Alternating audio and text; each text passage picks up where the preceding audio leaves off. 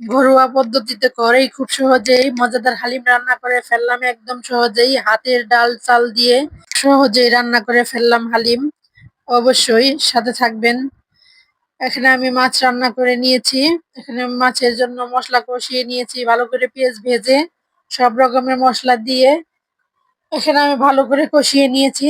তারপরে বড় একটা আইড় মাছ, এটাকে সুন্দর করে দিয়ে পরিষ্কার করে নিয়েছি। এখন একটা একটা করে আইড় মাছ দিচ্ছি। এটা মেহমান বাড়ি নিয়ে যাওয়া হবে, সেজন্য অনেকগুলো আইড় মাছ আমি একসাথে রান্না করব বা ভুনা করব। সেজন্যই একটু সাবধানতার সাথে রান্নাটা করছি, যাতে মাছগুলো সহজে ভেঙে না যায়। এখানে মাছগুলো সবগুলো আমি দিয়ে দিচ্ছি। দিয়ে এটাকে সুন্দর করে আলতো ভাবে নেড়ে চেড়ে দিব। এখানে দেখেন একটা একটা করে আমি উল্টে দিচ্ছি। যেহেতু কাঁচা মাছ এখনো লাড়লে ভাঙবে না, সেজন্য আমি সবগুলো একসাথেই নেড়ে চেড়ে উল্টিয়ে দিচ্ছি। তারপরে কিছুক্ষণ হয়ে আসলে তখন আর এভাবে লাড়া যাবে না, সেজন্য ভালো করে উল্টে পাল্টে মশলাটা ভিতরে যাতে ঢুকে সেভাবে সুন্দর করে নেড়ে চেড়ে একটু ঢেকে দিব। ভিডিওটা যদি ভালো লেগে থাকে অবশ্যই কমেন্ট বক্সে কমেন্ট করে জানাবেন।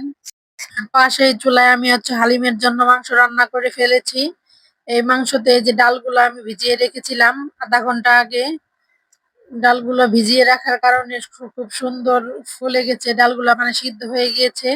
তারপর হালিমের মাংসের সাথে ডালটা মিক্স করে নিয়েছি।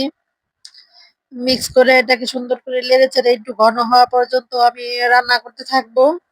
তারপর আমি হালিমের জন্য এখানে বেশ কিছু বেরেস্তা বানিয়ে নিচ্ছি।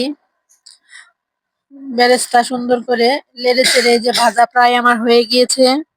এখান থেকে আমি অর্ধেক পেঁয়াজ উঠিয়ে রাখবো, মানে বেরেস্তা উঠিয়ে রাখবো। আর বাকি অর্ধেকটা হালিমের ভিতরে ঢেলে দিব তেল সহ। তেল সহ বেরেস্তা হালিমের ভিতরে ঢেলে দিলে হালিমটা খুবই মজা হয়, সুস্বাদু হয়, ফ্লেভারটা অনেক ভালো হয়। এখানে আমি অর্ধেক বেরেস্তা উঠিয়ে নিয়েছি। তারপরে যে হালিমের ভিতরে ঢেলে দিলাম। ঢেলে এটাকে আরেকটু রান্না করে নিব, মানে একটু ঘন হওয়া পর্যন্ত। একটু পাতলা হয়েছে, আর একটু রান্না করব। দেখেন হালিমের কালারটা কি সুন্দর হয়েছে, খেতেও কিন্তু খুবই মজা হয়েছে, একদম অসাধারণ। আর একটু রান্না করে নিব, হালিমটা একটু ঘন হওয়া পর্যন্ত একটু নেড়ে চেড়ে রান্না করে নিব। এই যে মাছটাও হয়ে গেছে, মাছের ভিতরে আমি কোনো পানি ব্যবহার করি নাই, কষিয়েই রান্না করেছি।